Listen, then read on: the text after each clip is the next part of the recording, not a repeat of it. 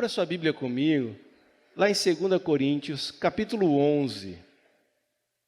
2 Coríntios, segunda carta de Paulo aos Coríntios, capítulo 11, verso 24.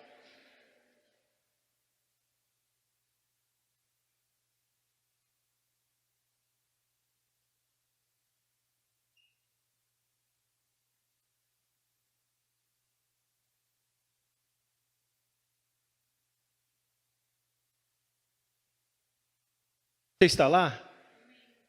Segunda carta de Paulo à igreja que se encontra em Corinto, capítulo 11, verso 24, diz assim a palavra do Senhor. Recebi dos judeus 5 quarentenas de açoites menos 1. 3 vezes fui açoitado com varas, 1 vez fui apedrejado, 3 vezes sofri naufrágio, 1 noite e 1 dia passei no abismo.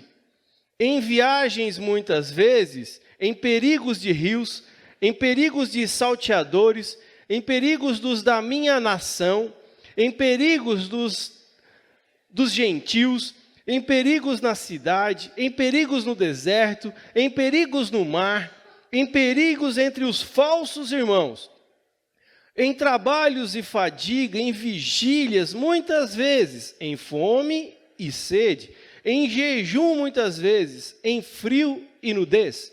Além das coisas exteriores, me oprime cada dia o cuidado de todas as igrejas. Quem enfraquece, que eu também não enfraqueça? Quem se escandaliza, que eu me não abrase? Se convém gloriar-me, gloriar-me-ei no que diz respeito à minha fraqueza. O Deus e Pai de nosso Senhor Jesus Cristo, que é eternamente bendito, sabe que não minto. Em Damasco, o que governava sob o rei Aretas, pôs guardas às portas da cidade dos Damascenos, querendo me prender. E fui descido num cesto por uma janela da muralha, e assim escapei das suas... Aleluia! Olha só. Como um cristão, nos dias atuais, o que tem abalado a sua vida?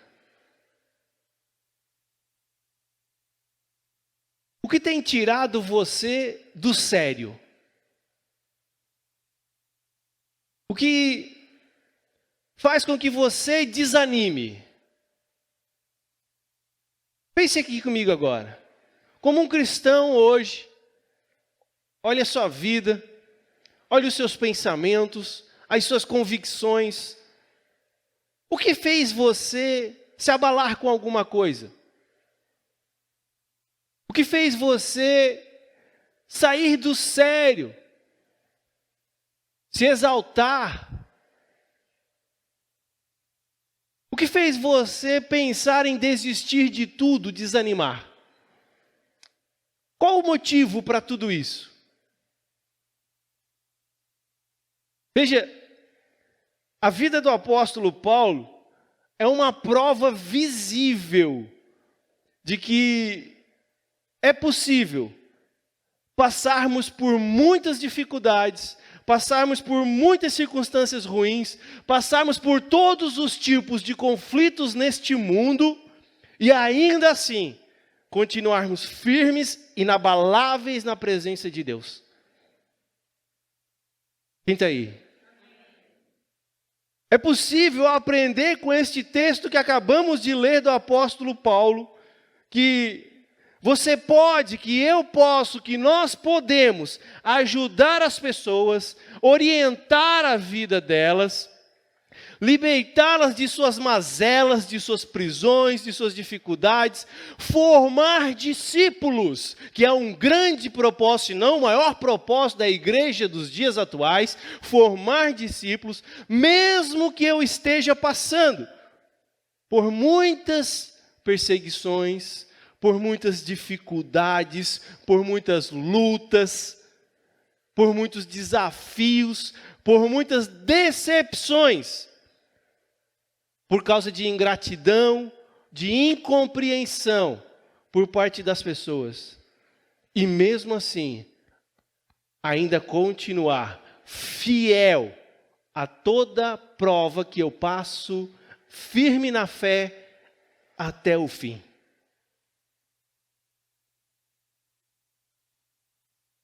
É uma circunstância tão pequena nos dias atuais, que faz com que nós pensamos em desistir de tudo, em desanimar, em deixar a igreja. Mas olha o que acabamos de ler do apóstolo Paulo. Dos próprios judeus, da sua própria nação, da sua própria raça, vamos dizer assim, ele acaba de falar à igreja de Corinto que ele levou pelo menos 5 quarentenas de açoites. Você sabe o que é isso? Quem já apanhou nessa vida? Nos dias atuais, os pais não fazem mais isso, né? Eu apanhei do meu pai de cinta. E olhando hoje, né, mereci todas elas. Mas aquilo doía e doía muito. Tem alguns que apanharam de vara, a famosa vara de marmelo, inquebrável.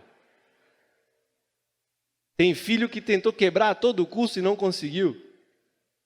As crianças de hoje estão rindo porque não passam por isso. Que hoje criaram uma associação que para mim é do diabo. Em defesa da criança e do adolescente. Você já ouviu falar desses caras aí? Eles só vão nas casas dos pais bons. Das casas dos pais ruins eles não vão, porque eles têm medo. O pai que açoita o seu filho para educar, eles não aparecem. Naqueles que realmente quebram a cara tudo do filho lá, que o pai é bêbado, que faz um monte de coisa ruim, eles não vão.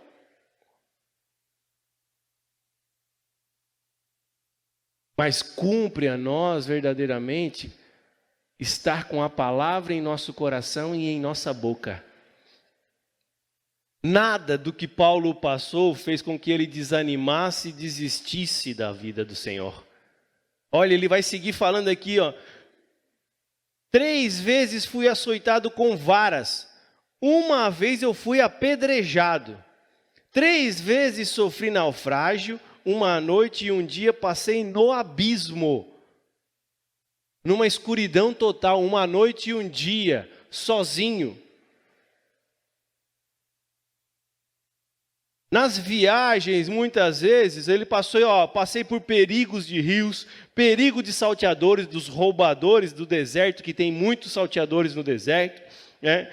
Passei por perigos da minha própria nação, porque quiseram me matar, né? Quiseram matar ele. Perigo por causa dos gentios, perigos na cidade, perigos no deserto, no mar. Em todo lugar que ele passava, ele estava sofrendo perigo. Até mesmo entre os falsos irmãos, porque dentro da igreja do Senhor Jesus, existem os que são falsos irmãos.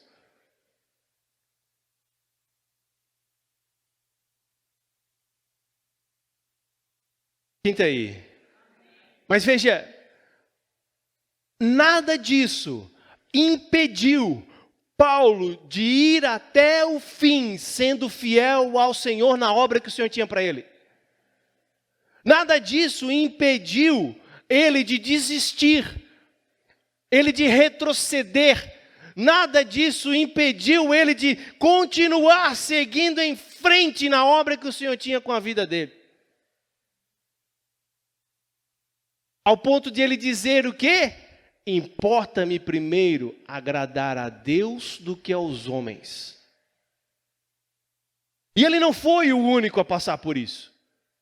Existe uma circunstância em Atos ali, em que Pedro é questionado também pelos sacerdotes, em que eles batem nele, em que eles dão açoites nele. Ele não para de pregar o evangelho, e aí ele chega diante dos sacerdotes, os sacerdotes carregam eles. Não mandamos nós que vocês parassem de falar desse Jesus? E ele disse: você acha que eu vou agradar a você ou vou agradar ao meu Senhor? Interessante que hoje, por coisas tão pequenas, por detalhes mínimos, os crentes têm se calado perante a obra que o Senhor tem para a vida deles. Os crentes têm retrocedido. É um exemplo. Está lá no ambiente de trabalho. Ah, pastor, o meu trabalho, eu vim para trabalhar, para ganhar o meu sustento. Tudo o que fazemos precisa ser para a glória do Senhor. O meu trabalho, a minha casa, a minha vida, tudo precisa ser para o louvor, a honra e a glória dEle. Tudo que eu faço. Mas o que acontece? Eu estou lá no meu ambiente de trabalho. Aqui eu não vou falar de Jesus. Aqui ninguém, não preciso nem saber que eu sou crente, porque aqui eu só venho para trabalhar. Não, mano. É lá naquele lugar que você está, que o Senhor te chamou, que o Senhor te separou, que o Senhor te escolheu para exaltar o nome dEle, glorificar o nome dEle, bendizer o nome dEle e dizer que Ele é santo. Mas se eu falar isso, pastor, o meu encarregado vai me perseguir. Glória a Deus pela perseguição. Mas se eu falar isso, eu vou correr o risco de ficar desempregado, vou perder o emprego.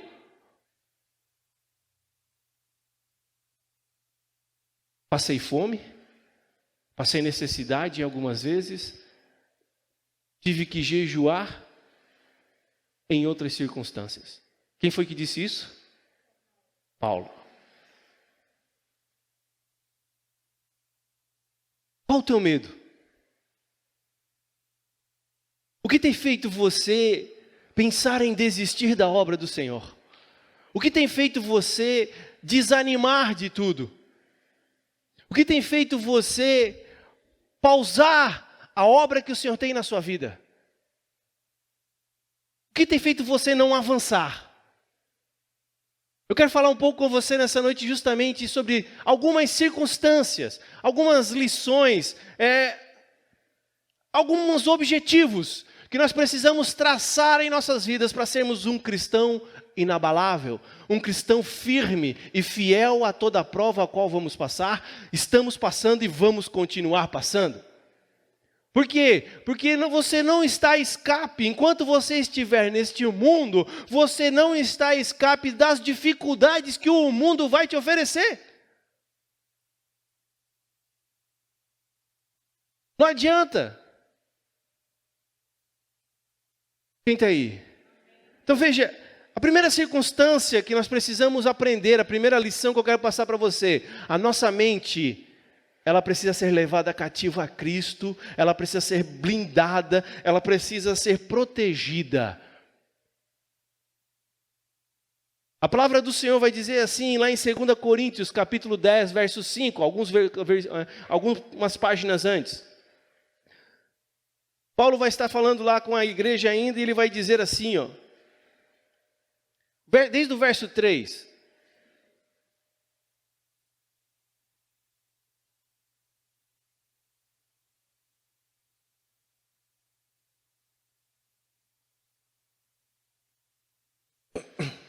Você está lá? Está com a Bíblia aberta ali, é só voltar uma página. Amém? Ali, porque andando na carne, não militamos segundo a carne. Porque as armas da nossa milícia, da nossa guerra, não são carnais, mas sim poderosas em Deus para a destruição das fortalezas, destruindo argumentos e toda a altivez que se levanta contra o conhecimento de Deus, e levando cativo todo o nosso entendimento, toda a nossa mente, à obediência de... Sabe o que eu quero dizer com isso que precisamos aprender? Porque o diabo, ele usa justamente a nossa mente para trabalhar em favor dele. As investidas do diabo na nossa vida é na nossa mente. Existe um ditado que diz o quê? Mente vazia é a oficina do... É um ditado, mas tem certo fundamento nisso. Por quê? Porque a nossa mente ela é justamente um campo de batalha. Quem está aí? E veja, não adianta eu ter as minhas emoções curadas e a minha mente desprotegida. Porque em um dado momento, eu serei pego no contrapé. Veja, andando nesta carne, como é que ele falou ali mesmo? Andando na carne, não militamos segundo a carne. Presta atenção. Você foi ofendido. Alguém falou alguma coisa com você, te ofendeu, se exaltou. E aí a sua carne, ela começa a inflamar, ela começa a queimar, ela começa, sabe? Aí começam as investidas do diabo. Te defende. Tu vai permitir ele falar essas coisas de ti? Tu vai permitir ele fazer isso contigo? Na verdade ele não fala assim, né? Ele fala na primeira pessoa para eu achar que sou eu que estou mesmo pensando aquilo.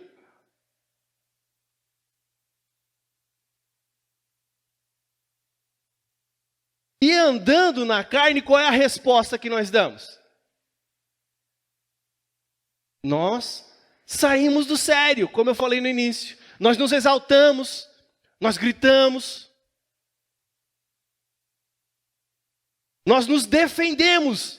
Pastor, eu não tenho direito de me defender. Você tem todo o direito de se defender. A sua carne deseja isso. Mas quando andamos no Espírito, o que a palavra do Senhor nos ensina? Dar a outra face. E só no Espírito, com a mente guardada, com a mente protegida, é que eu vou conseguir fazer isso.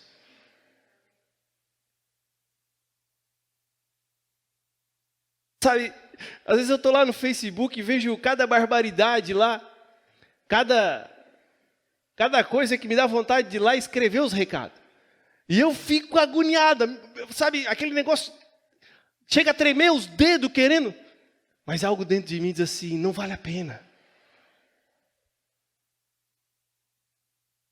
Siga no meu propósito, siga firme em mim, no que você tem crido em mim. O Espírito de Deus começa a ministrar em meu coração.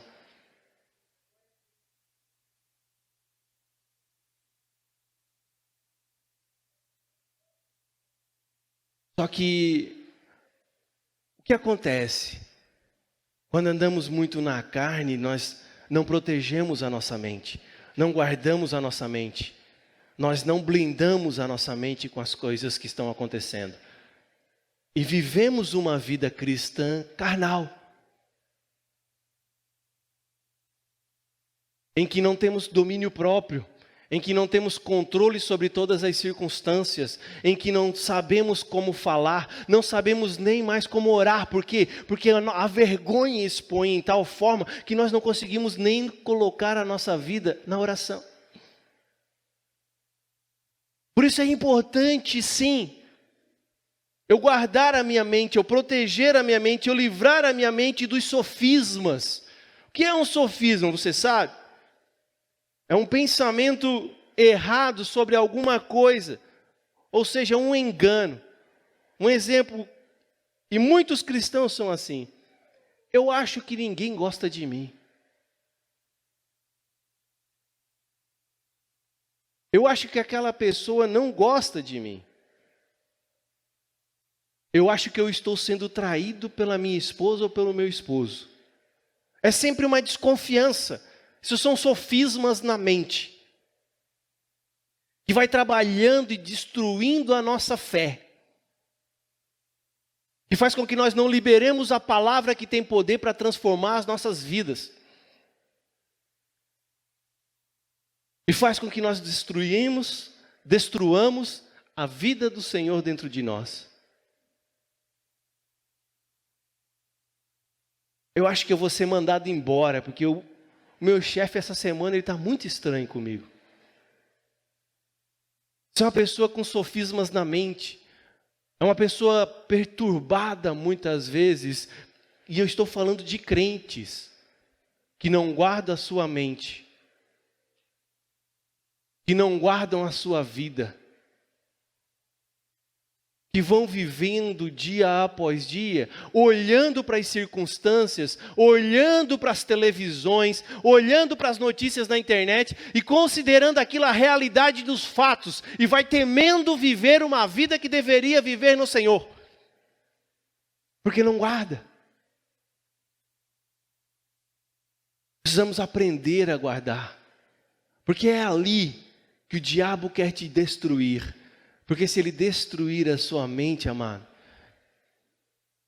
ele destrói até mesmo o seu desejo de viver. Quem está aí?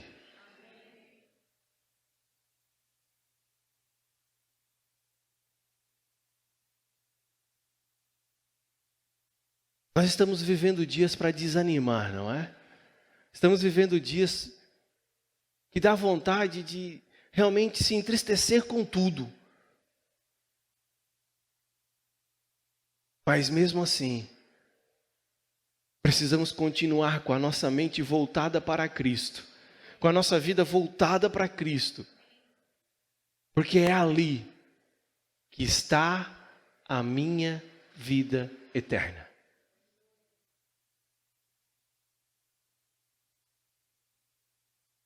Uma outra coisa que nós precisamos guardar também, amados, é o nosso coração. Lá em Provérbios capítulo 4, verso 23, você é rápido para abrir?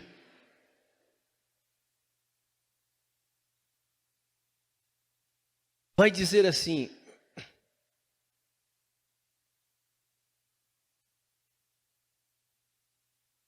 repita assim comigo.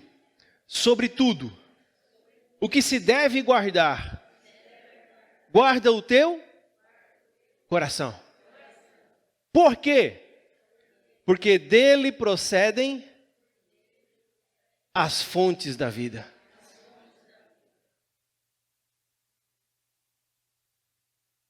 Lá em Marcos 7, 21, Jesus vai dizer assim, ó: porque do interior do coração dos homens saem os maus pensamentos, os adultérios, as fornicações, os homicídios, os furtos, a avareza, as maldades, o engano, a dissolução, a inveja, a blasfêmia, a soberba, a loucura. Todos estes males procedem de dentro e contaminam o homem. Veja, guardar o nosso coração significa justamente se empenhar, aplicar-se com zelo, com dedicação, com cuidado, para não deixar que nada de mal entre no nosso coração. O texto que a gente leu, ele vai dizer que é do coração que procedem as saídas da vida. As coisas da vida, elas procedem do nosso coração. Aí Jesus vai nos ensinar em Marcos 7, que é do interior do coração do homem, que procedem todos os pecados. Você está entendendo a importância de guardar a sua vida, de proteger o seu coração e a sua mente, levando ela cativa a Cristo, para conseguir viver o melhor de Cristo mesmo em tempos difíceis?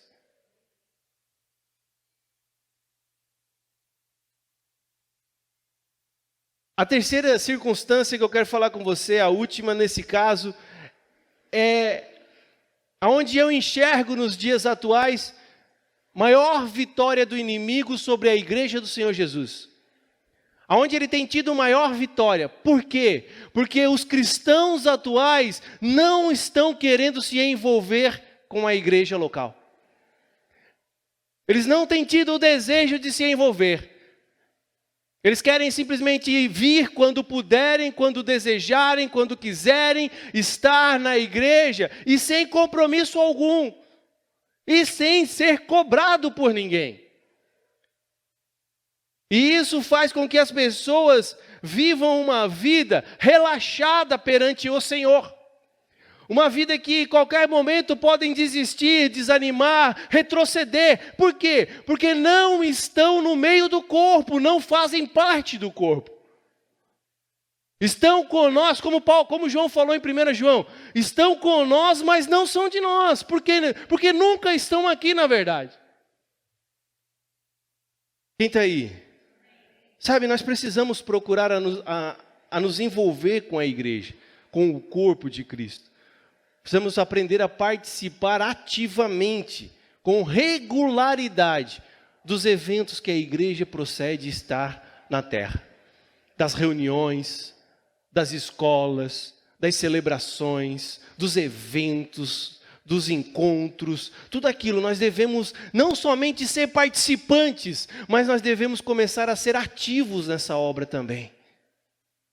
A igreja precisa de homens e mulheres que tomem a decisão em Cristo de cumprir a sua vontade nessa terra.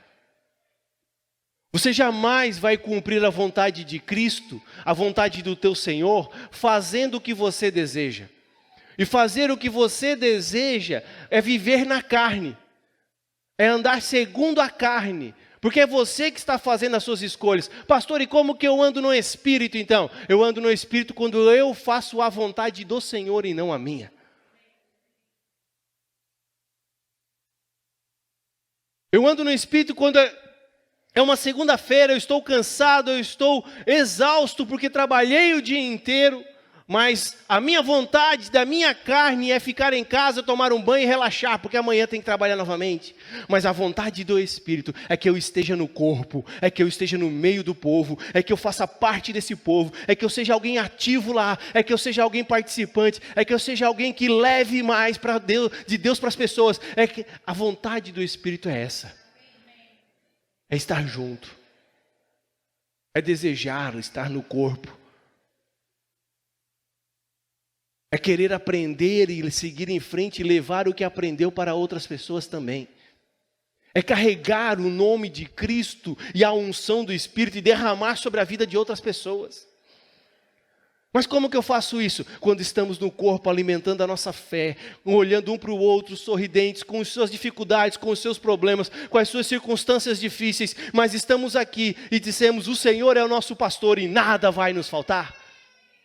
Essa é a importância de estar no corpo, essa é a importância de estar no meio da igreja.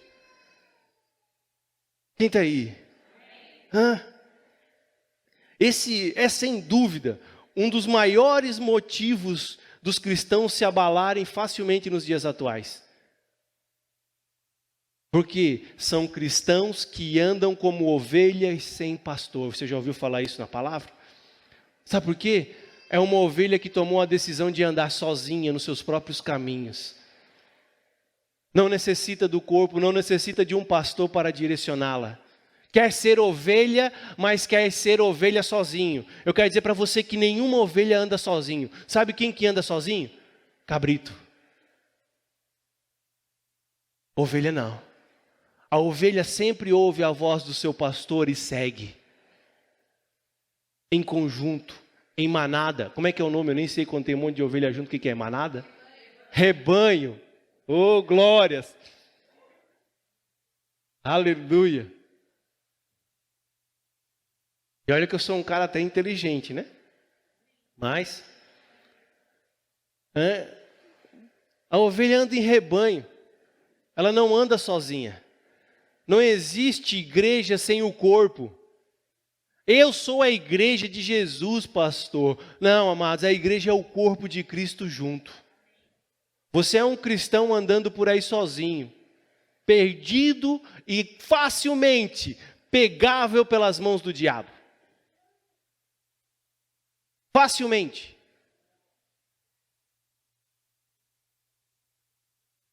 Por isso a importância desses momentos que estamos aqui. Por isso eu faço questão de estarmos aqui. De estarmos juntos, cara a cara, olho a olho, de termos comunhão. De estarmos nas casas, nas células. de um estar ajudando a vida do outro, contribuindo na fé do outro, de um alimentar a vida do outro, de ir lá e botar na cadeira da bênção. E eu preciso de oração hoje. Hoje foi um dia difícil para mim, hoje eu pensei em desistir de tudo, hoje eu pensei em que não valia mais a pena nem viver, quem dirá vir para a célula. Aí as pessoas, os irmãos vão botar a mão na sua cabeça e vão dizer: Senhor, aumenta a fé deste homem, segue com o seu propósito para a vida dele, não deixa que se perca no meio do teu caminho, você vai se levantar dali um outro homem, uma nova mulher. Porque é a força dos irmãos, é o corpo de Cristo que nos alimenta no Senhor. Hoje o crente está sendo alimentado pela internet. Quero dizer para você que isso não é alimento saudável para ninguém, não. O alimento saudável para nossas vidas é estar aqui olho no olho, juntos, sendo igreja. E nada é empecilho para vivermos igreja, amado. Eles estavam sendo proibidos na igreja de Atos de falar do nome de Jesus. Mas eles iam para as casas escondidos e lá eles alimentavam a fé um dos outros.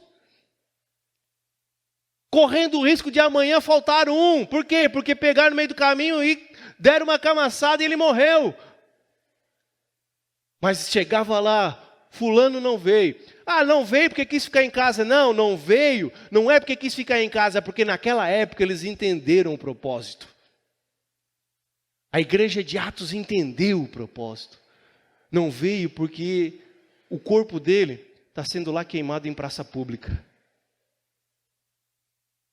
Por isso, irmãos, vamos seguir aqui firmes, porque o Senhor vai vir nos buscar em breve. Você tem noção disso? Da seriedade de vivermos o corpo, da seriedade da importância de andarmos em corpo, da importância de estarmos juntos.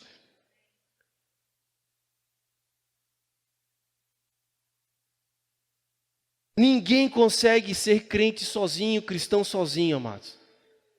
E quero dizer para você, falta uma celebração, falta 2 celebrações. A terceira celebração já nem pensa mais em vir. Aí o que acontece? Aí tem a lei, né? Começa a dar tudo errado na vida. Aí vou para a igreja para parar de dar as coisas erradas e voltar a dar as coisas certas. Não é isso que o Senhor quer de nós. O Senhor quer que vivamos a sua graça, a sua vida verdadeira, todos os dias, como corpo. É perceptível um crente que está na carne, é perceptível um crente que está vivendo segundo os padrões deste mundo e não tem andado no meio do corpo. É um crente que se exalta, é um crente que quer se defender a todo tempo, é um crente que quer os seus direitos sendo manifestos. É um crente que sempre acha que está certo, é um crente que acha que estão querendo passar ele para trás. Pode perceber, um crente que não anda no meio do povo, que não anda no corpo, ele acha que ele é sempre o motivo das falácias das conversas dos crentes. Ele está sempre desconfiado, sofisma.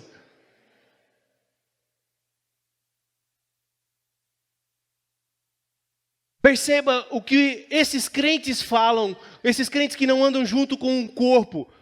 Eles difamam os sacerdotes, eles difamam a igreja, eles caluniam dos irmãos. Sempre tem algo ruim para falar. E nunca tem nada de bom para oferecer. É perceptível esse tipo de crente.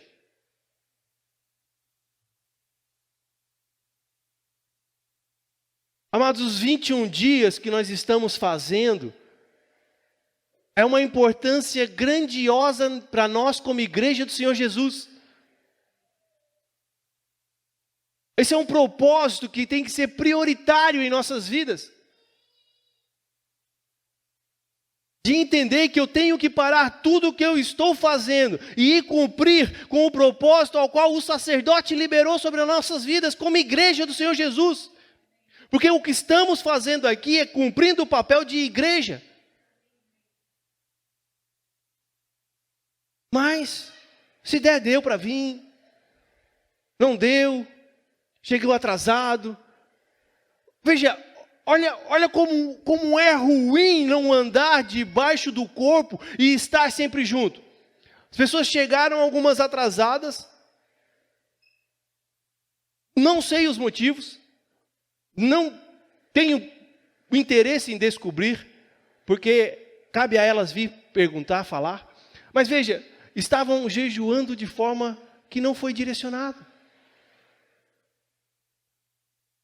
Por quê? Porque no início do dia, às 18h10, foi a hora que foi passado a direção para estarmos orando e jejuando.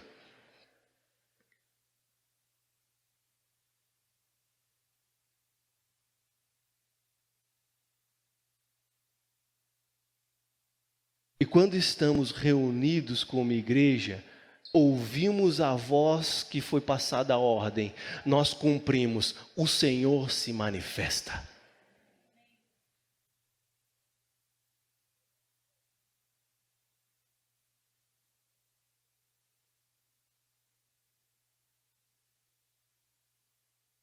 São coisas simples, mas porque muitas vezes nós nós abandonamos a igreja, nós andamos perdidos e começamos a fazer algo contrário àquilo que foi direcionado. Não porque eu sou mau, não porque eu sou maldoso, não porque eu sou ruim, não porque eu quero ser rebelde, mas por um simples detalhe. Eu não andei no meio do corpo para ouvir a direção. Fui pego no contrapé, dei uma liberdade para que o diabo viesse no meu ouvido e falasse algo a mim, e eu segui. Como assim? Faz o jejum de tal forma.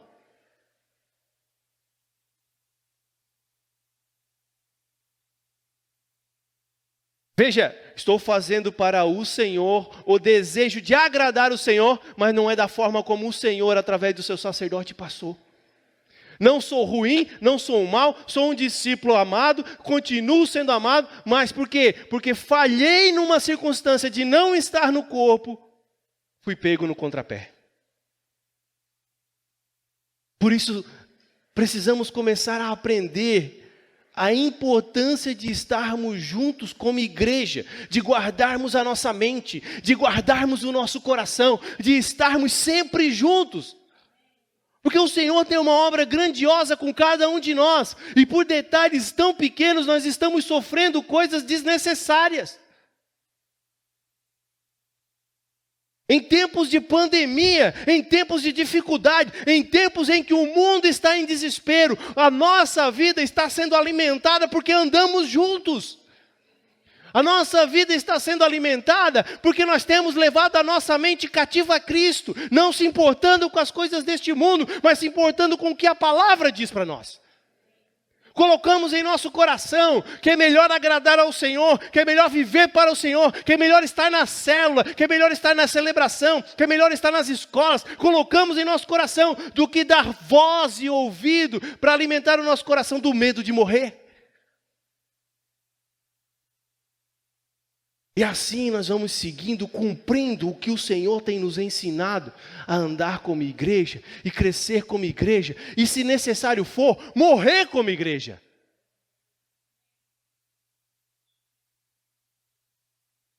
Morrer é lucro, amado. Segundo Paulo, viver é Cristo. Cristo te comprou por um alto preço, para que você tome uma decisão de não fazer mais a vontade do diabo e você faça a vontade dele. Que você coloque a sua vida cativa a ele. Você está entendendo? Você está compreendendo a importância? Sabe, é naquele momento em que você se sentiu humilhado. E aí você quer ter todo o direito de se exaltar, de entrar dentro da casa berrando, ou às vezes como entrar dentro da igreja berrando, porque fizeram isso comigo. Não, você se guarda, você se contém, e você dá outra face. Sabe por quê? A palavra diz o quê? Que os humilhados serão exaltados.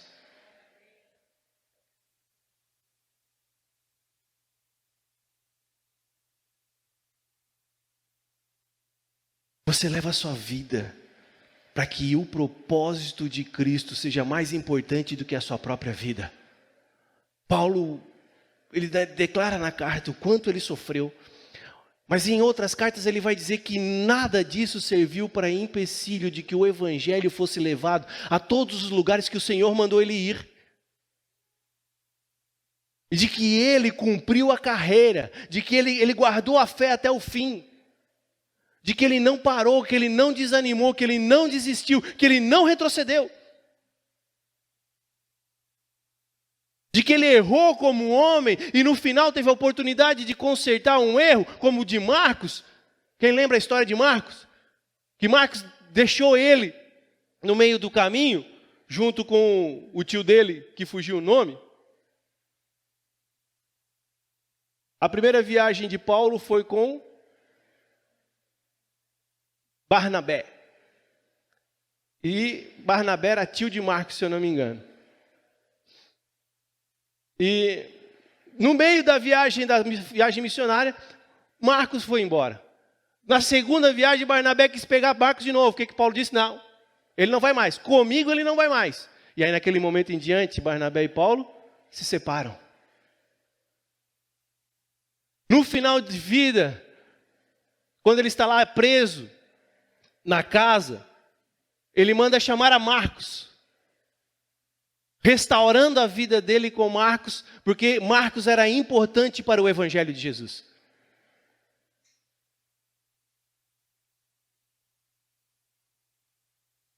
Um homem que não retrocedeu em nada para que o evangelho fosse exaltado em todas as circunstâncias.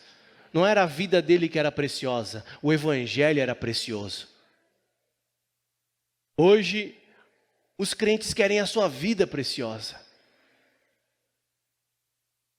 E a pregação da prosperidade é essa, né? Deus vai me dar tudo. Deus não vai te dar nada, amado. Ele já te deu tudo. Ele já nos deu tudo o que nós necessitamos para viver, debaixo do seu propósito e debaixo daquilo que agrada o seu coração. Ele já entregou. Agora eu preciso tomar uma decisão nessa noite. Do que eu quero viver daqui em diante. Se é o propósito do Senhor, ou se eu vou continuar vivendo as armadilhas que o diabo tem lançado nesta terra.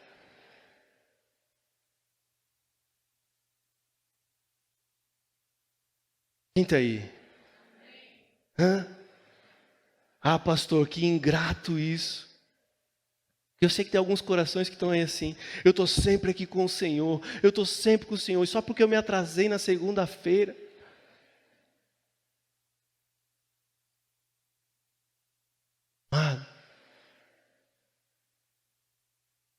Não é com você. É com a obra do Senhor na sua vida que eu estou preocupado.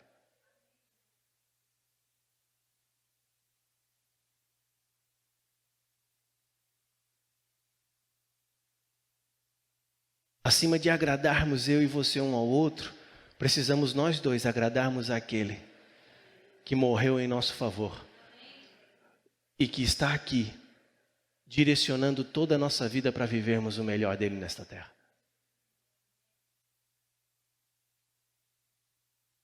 Deus não te escolheu para ser um crente de banco, amado. Nós não precisaríamos nem desse banco. Você poderia sentar no chão, você poderia ficar em pé. O importante é nos reunirmos como igreja, exaltar o nome dele, alimentar a fé uns dos outros, para continuarmos cumprindo o seu querer. Quem está aí? Amado, o reino de Deus tem clamado nesses últimos dias por homens e mulheres que são inabaláveis. Por cristãos que são fiéis a toda a prova que estão passando. Por servos blindados que têm suportado calúnias, difamações, injúrias, críticas, indiferença, maus tratos até mesmo por causa do amor que ele tem por Cristo. O reino tem clamado por pessoas assim.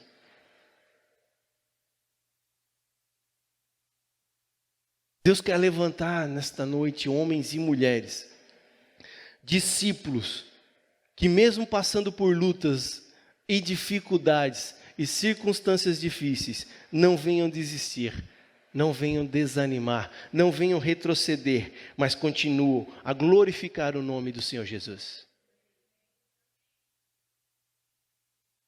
Deus pode confiar em você. Deus pode contar com você.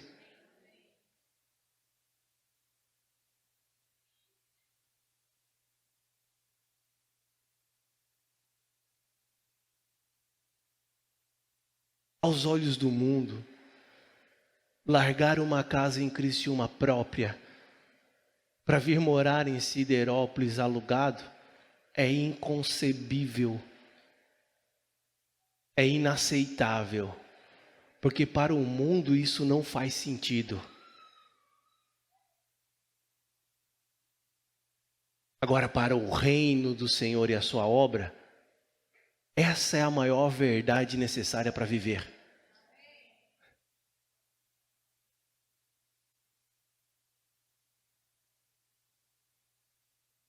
Quem está aí? Qual a sua escolha nessa noite? Andar segundo a carne ou começar a andar segundo o Espírito? Começar a fazer a vontade do Pai, guardando a sua mente, levando ela cativa a Cristo, guardando o seu coração, colocando ele diante do altar de Cristo e nunca mais deixando a igreja do Senhor Jesus, estando sempre no meio do povo do Senhor, como alguém que é ativo na obra.